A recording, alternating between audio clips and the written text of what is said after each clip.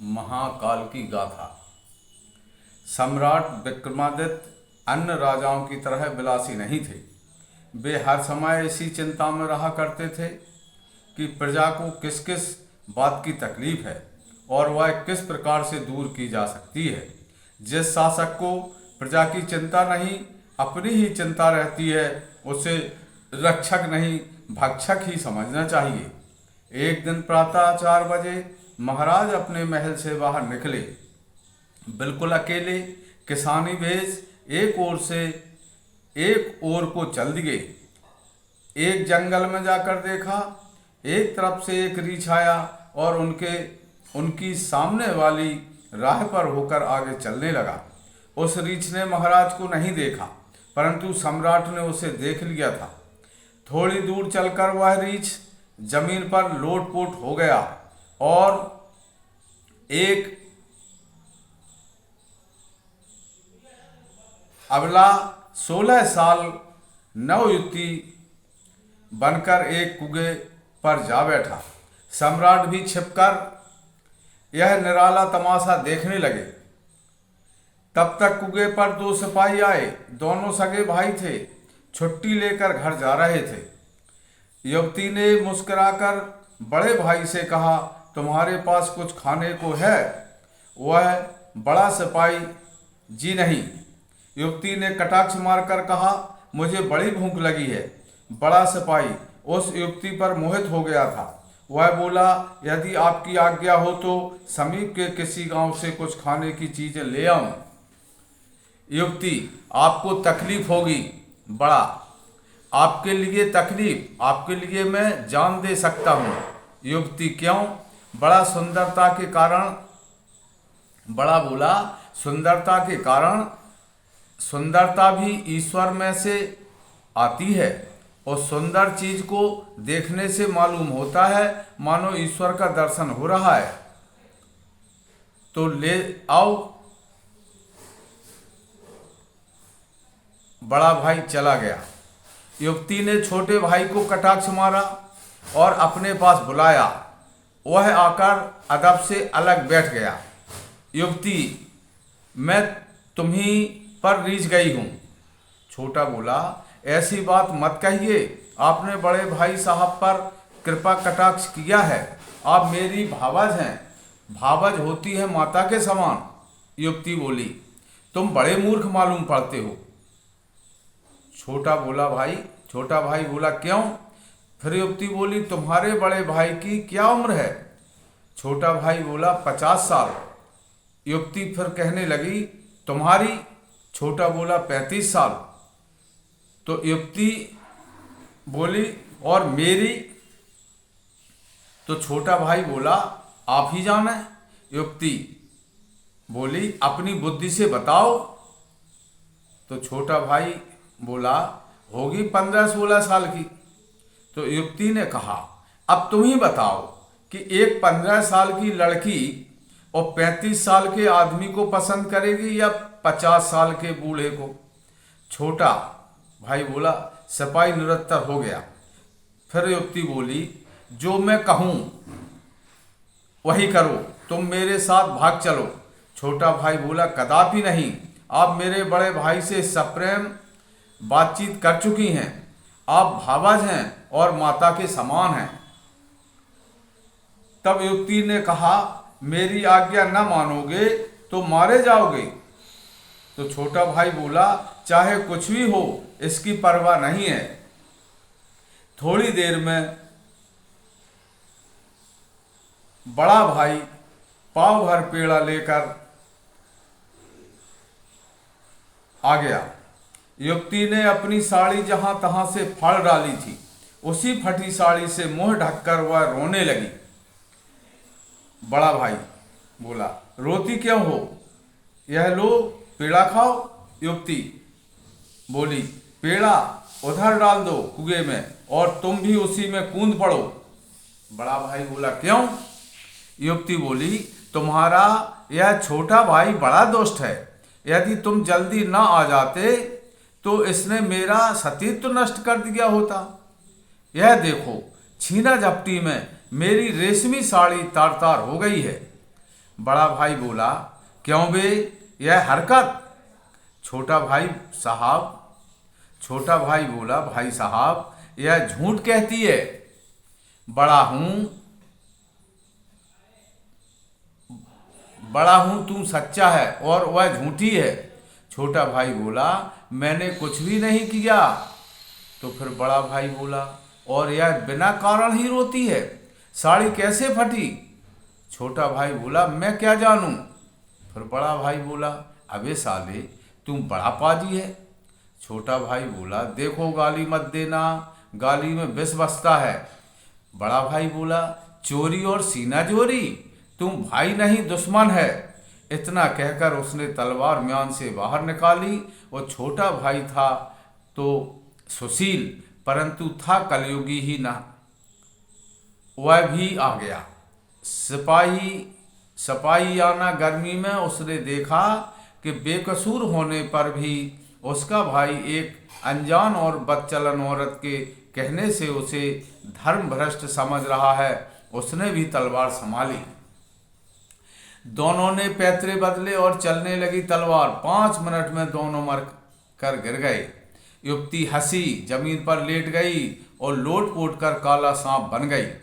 आगे को चल दी। सम्राट ने प्रण कर लिया कि इस विचित्र जीव की पूरी कारगुजारी वे अवश्य देखेंगे।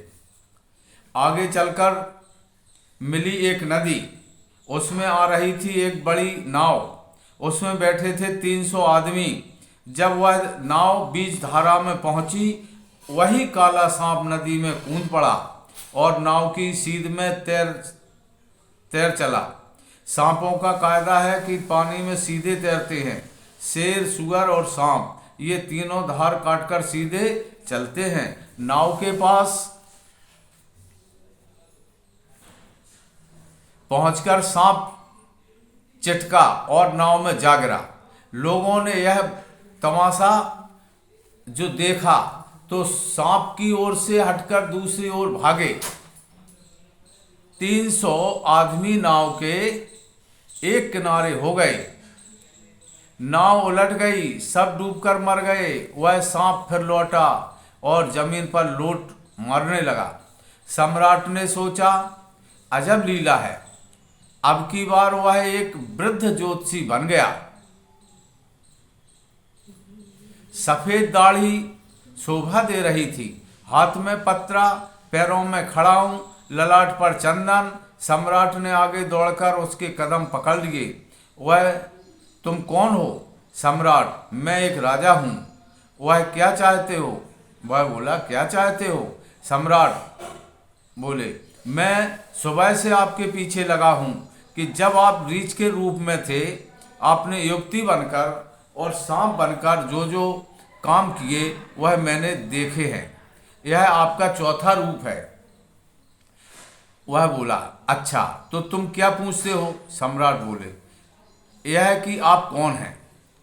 वह बोला कि तुम इस बवाल में मत पड़ो, अपने रास्ते जाओ। सम्राट बोला, नहीं नहीं स्वामिन, जब तक आपका परिचय प्राप्त न कर लूंगा तब तक डग न धरूंगा। वह मेरा नाम है। वह बोला, मेरा नाम है महाकाल। मैं गीता में वर्णित उत्कट काल हूँ, लोगों के विनाश के काम में लगा रहता हूँ। सम्राट, आप जिसे चाहते हैं उसे साफ कर डालते हैं। महाकाल बोले, नहीं, मैं स्वतंत्र नहीं हूँ, परमात्मा का एक तुच्छ सेवक हूँ। परमात्मा सम्राट हैं, प्रारब्ध प्रधानमंत्री हैं, मैं एक अधिकारी हूँ। प्रधानमंत्री की आज्ञा से मैं मारने योग्य पात्रों को पहचानता हूँ। सम्राट, अच्छा महाकाल जी, मेरी मौत कब आएगी? महाकाल बोले, यह बात बताने की सरकारी आज्ञा नहीं है। तुम अभी बहुत दिनों तक जीवित रहोगे। तुम्हारे द्वारा ईश्वर अनेकों परोपकार के काम कराएंगे। तुम भी ईश्वराधन में भी ईश्वराधीन जाओ। सम्राट बोले, फिर भी इतना तो बतला ही दीजिए कि मेरी मौत कैसे होगी। तब महाकाल बोले, कोठे पर से गिरकर जिस दिन तुम रपट पड़ोगे, समझ लेना कि बस मौत आ गई है। सम्राट, अब आप किसकी घात में हैं? महाकाल, तुम्हारे अधिकार से बाहर का प्रश्न है। सम्राट, आपने रीछ बनकर क्या किया था? महाकाल, एक आदमी एक पेड़ पर चढ़ा लकड़ी काट रहा था, उसको पेड़ पर से गिराने के लिए मैं रीछ बन गया था और पेड़ पर चढ़ गया, उसे गिराकर मारा था। सम्राट, आप विविध प्रकार के रूप में क्यों बनाते हैं? महाकाल, जिसकी मौत जिस रूप से लिखी होती है उसे मैं उसी बहाने से मारता हूं। सम्राट, क्या कोई आपके कराल हाथ से बचा भी है? महाकाल, कोई कोई जोगी बच गए पार ब्रह्म की ओट, ओ चक्की चलती काल की पड़ी सभी पर चोट। सम्राट बोले, क्या करने से मौत नहीं आती? महाकाल बोले, परमात्मा की शरणागति से परमात्मा अपने भक्त का काल अपने हाथ में ले लेते हैं। उस पर मेरा अथवा प्रधानमंत्री का कोई अधिकार नहीं रह जाता। सम्राट, आपका यह आज का किस्सा यदि किसी को मैं सुनाऊं तो क्या वह सुनेगा? सुनकर भी क्या वह कुछ समझ सकेगा? महाकाल बोले, लोग प्रेम के किस्से लिखते पढ़ते हैं, दिल बहलाव वाले की कहानियाँ सुनते हैं। जिन कहानियों से दिमाग को खुराक मिलती है उन कहानियों को वे नहीं सुनते। सम्राट बोले, सुनेंगे भी तो उसे गप मानेंगे। महाकाल बोले, कहेंगे ऐसा हो ही नहीं सकता। सम्राट, सचमुच यह जगत विचित्रताओं की रंगभूमि है। इस जगत को कोई भी नहीं जानता है, यद्यपि सभी समझते हैं कि वे इस जगत को जानते हैं। महाकाल, यह भी इसकी एक विचित्रता ही समझो। सम्राट, मैं आपको प्रणाम करता हूँ, अब आप जाइए। आपके दर्शन से मुझे यह उपदेश मिला कि काल और ईश्वर को कभी नहीं भूलना चाहिए। हे ईश सब सुखी हों, कोई न हो दुखारी, सब हों निरोग भगवन, धन धान के भंडारी। सब भद्र भाव देखें, सन्मार्ग के पथिक हों, दुखिया न कोई होवे, सृष्टि में प्राणधारी।